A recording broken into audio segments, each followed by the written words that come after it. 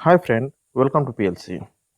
आज की इस वीडियो में हम देखेंगे 7th नंबर जो क्वेश्चन है जिसमें स्वैपिंग करना है हमें। तो आइए पहले क्वेश्चन को पढ़ते हैं, फिर देखते हैं क्या करना है। लिखा हुआ है write a program to swap the value of two variable. Swap का मतलब होता है इंटरचेंज। दो वेरिएबल है, दोनों वेरिएबल में कुछ ना कुछ वैल्यू होगा, तो ऐसा करना है कि एक वेरिएबल का वैल्यू दूसरे वेरिएबल में चला जाए और जो दूसरे वेरिएबल में जो वैल्यू है वो पहले वाले वेरिएबल में चला जाए। तो इस तरह का काम करना है हमें। तो आइए चलिए कोड लिखते हैं। तो आप लोग को पता होगा कि जैसे कि कोड हम लोग किस में लिखते हैं, डिकोडर ऐप में, क्योंकि हम मोबाइल में प्रोग्रामिंग कर रहे हैं। तो डिकोडर एक ऐप है, इसमें हम कोड लिखेंगे। तो चलिए कोड लिखना है, स्वैपिंग का प्रोग्राम बनाना है, वो भी सी लैंग्वेज से बनाना है। तो सी लैंग्वेज को सेलेक्ट किए हम और स्वैप दे देते हैं इसका नाम, ठीक है। और फिर क्रिएट पे क्लिक कर दें। तो चलिए ये जो कुछ पहले से कोड आया है, ये एक इस तरह से ऑटोमेटिक आ ही जाता है। ये आपको ये जो भी एप्लीकेशन ये प्रोवाइड करा देता है, तो हम लोग उसको यूज कर लेंगे, उसमें जो भी प्रिंटफ है उसको यूज कर लेंगे। तो चलिए हमें क्या करना है, हमें स्वैपिंग करना है। तो पहले इस चीज़ को समझ लेते हैं, स्वैपिंग क्या है। तो देखिए, अगर रियल लाइफ एग्जांपल हम आपको दें तो एक एग्जांपल देते हैं। जैसे कि दो ग्लास है, ठीक है। एक गिलास है ए, एक गिलास है बी। इसमें है मिल्क और इसमें है वाटर, ठीक है। अगर आपसे कोई बोले कि ग्लास ए में आप वाटर डाल दीजिए और मिल्क जो है वो ग्लास बी में डाल दीजिए, ऐसा करके हमको दिखा दीजिए। मतलब ग्लास बी का जो चीज़ है वो ए में चला जाए, जो ग्लास ए का चीज़ है वो बी में चला जाए। तो आपके दिमाग में तुरंत एक ख्याल आएगा कि एक ग्लास और कहीं से हमें मिल जाए, जैसे कि ग्लास सी, तो मेरा काम बन जाएगा। कैसे बन जाएगा?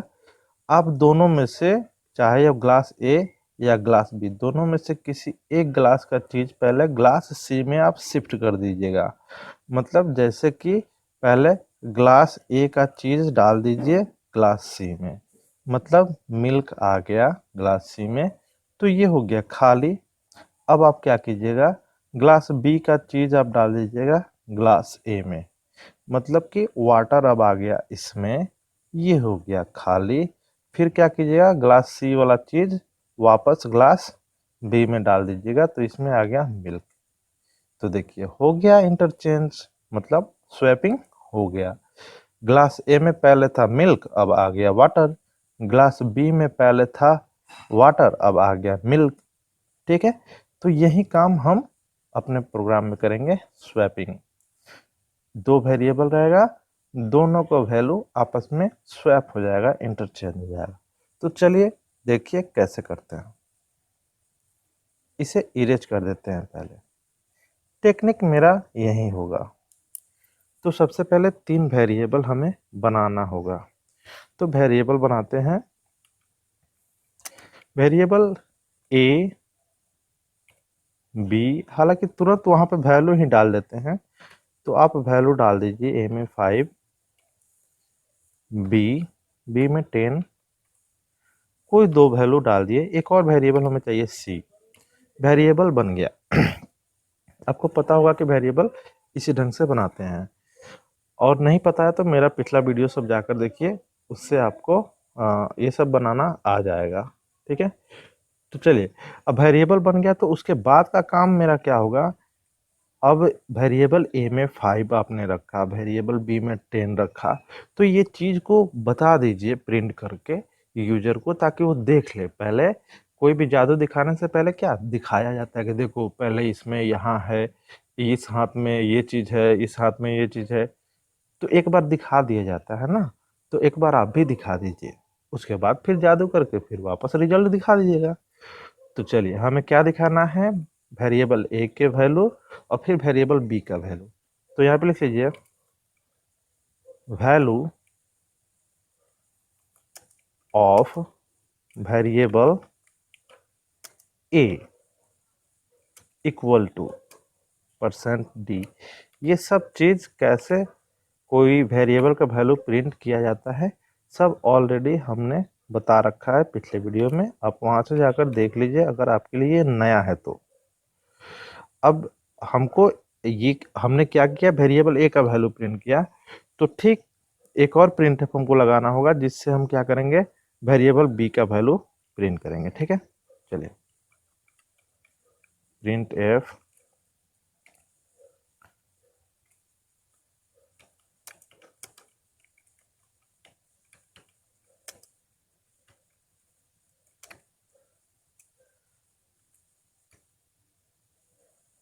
ठीक है, यहाँ पे हम क्या लिखेंगे बी, क्योंकि बी का वैल्यू प्रिंट करना है।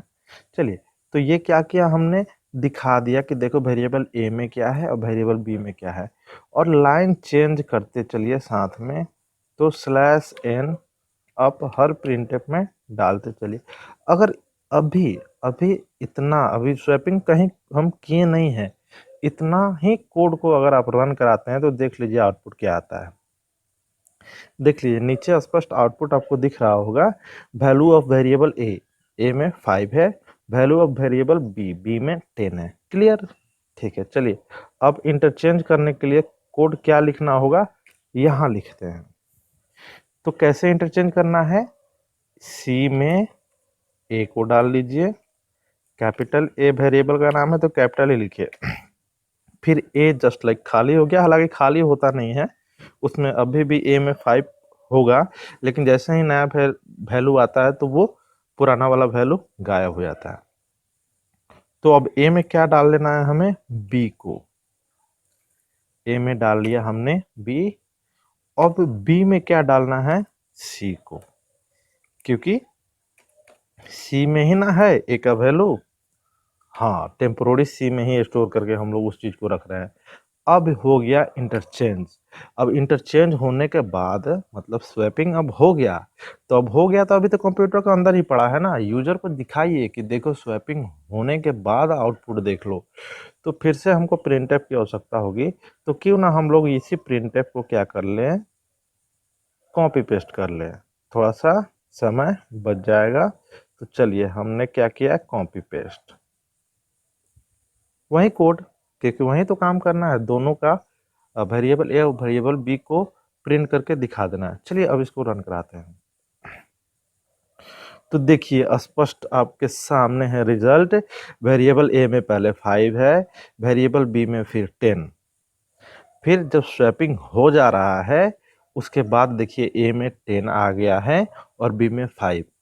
तो एकदम क्लियर कट है, कहीं से कोई डाउट नहीं है, हम मेरा ये जो प्रोग्राम है ये स्वैप कर रहा है, इंटरचेंज कर रहा है। ठीक है, तो चलिए इस चीज का अब एक बार ड्राई रन करा देते हैं। अब धीरे धीरे थोड़ा सा कोड कॉम्प्लिकेटेड होगा, हो सकता है आपके समझ में एक बार में ना आए, तो इसके लिए हम ड्राई रन कराएंगे। जब भी प्रोग्राम रन कराएंगे उसके बाद ड्राई रन कराएंगे। प्रोग्राम लिखने के दौरान तो हम डिस्कस कर ही दे रहे हैं, एक बार ड्राई रन भी इसको कर देते हैं। चलिए ठीक है, तो अभी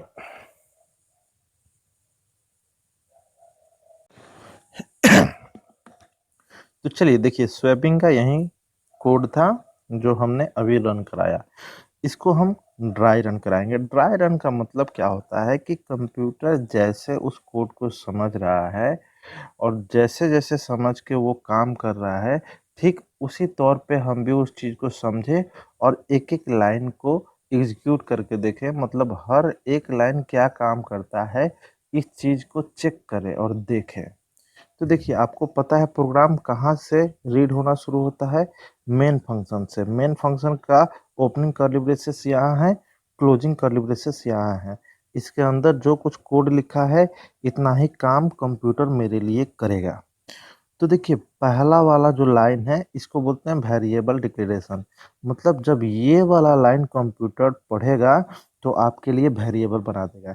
जैसे ही ये वाला लाइन पढ़ेगा तो वो क्या करेगा, वेरिएबल बनाएगा, कुछ नहीं करेगा, वेरिएबल बनाएगा।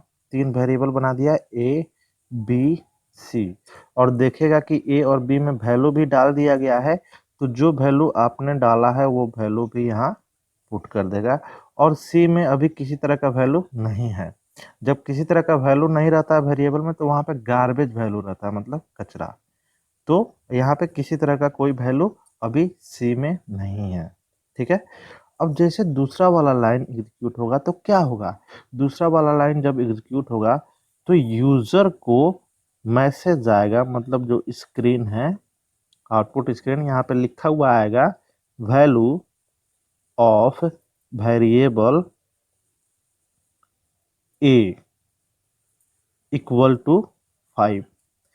फिर जैसे दूसरा वाला लाइन एग्जीक्यूट होगा, मतलब दूसरा वाला लाइन कंप्यूटर पढ़ेगा तो आपके लिए क्या काम करेगा, मैसेज देगा value of variable b equal to 10।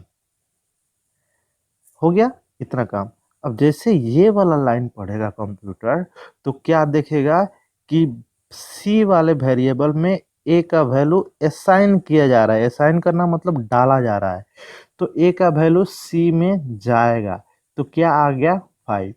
तो देखिए ए का वैल्यू सी में जब डाला जाता है तो ए में भी वैल्यू रहेगा और सी में भी वैल्यू नया चला गया, मतलब जस्ट लाइक कॉपी पेस्ट किया। आपको खुद पता होगा कॉपी पेस्ट का मतलब क्या होता है, मतलब 5 अभी यहाँ पे भी है, ए के पास में भी है और सी को तो 5 मिल गया। अब दूसरा वाला लाइन जब एग्जीक्यूट होगा तो यहाँ पे क्या हो रहा है, ए में बी डाला जा रहा है, मतलब बी का वैल्यू ए में आ रहा है। तो अब बी जब 10 आएगा तो 5, अब जो पिछला वाला जो वैल्यू था ए में, जो पुराना वैल्यू 5 था वो खत्म, अब उसका नामो निशान खत्म। जब तक कोई नया वैल्यू वेरिएबल में नहीं डालते हैं तो पुराना वाला वैल्यू उसमें बना रहता है। अब 10 इसमें आ गया और इसमें भी 10 तो अभी है ही। जैसे ये वाला लाइन एग्जीक्यूट होगा तो ये क्या कह रहा है, बी में सी को असाइन करो, मतलब बी में सी को डालो। अब सी वाला वैल्यू बी में आ गया तो बी में अब क्या आ जाएगा 5। तो इसको अगर फ्रेश हम लिख दे तो यहाँ पे क्या आ जाएगा 5 और यहाँ पे क्या है 10। तो इस चीज को हम फ्रेश लिखिए। और सी का वैल्यू, यहाँ पे सी का वैल्यू कहाँ जा रहा है, बी में, तो सी में भी 5 पड़ा ही रहेगा और बी को 5 मिल गया। तो हमें तो बस इनसे मतलब है कि आखिर इनमें इंटरचेंज हुआ कि नहीं, तो हो गया। पहले ए जहाँ 5 रखे हुआ था अब 10 रख रहा है, पहले बी जहाँ 10 रखे हुआ था अब 5 रख रहा है, ठीक है। अब फिर इसी चीज को प्रिंट करके देख लेना है। तो जैसे ये वाला लाइन एग्जीक्यूट होगा कंप्यूटर फिर मैसेज देगा value of variable a equal to 10। फिर जैसे ये वाला लाइन एग्जीक्यूट होगा मैसेज देगा value of variable b equal to 5। देखिए इंटरचेंज हो गया। ये चीज आप खुद प्रोग्राम रन करा के भी देख चुके हैं। अब ये हो गया वीडियो ख़त्म, मिलते हैं अगले वीडियो में। अगर आपको समझ में नहीं आया हो तो प्लीज़ कमेंट कीजिएगा, लेकिन हमें पूरा आशा है कि आप समझ गए होंगे इस चीज़ को। थैंक यू, मिलते हैं अगले वीडियो में।